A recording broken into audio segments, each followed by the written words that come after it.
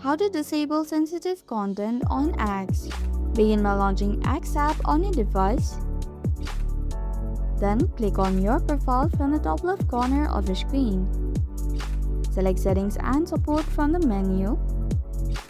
Now click on Support and Privacy from the extended menu. You'll be guided to the Settings menu. From the Settings menu, click on Privacy and Safety.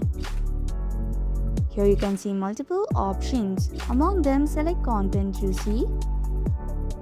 Select Sensitive Media from here.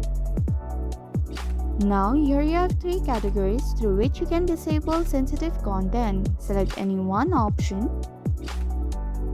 Then set the option to Warn option.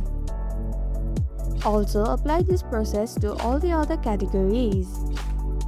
And that's how you can disable sensitive content on X.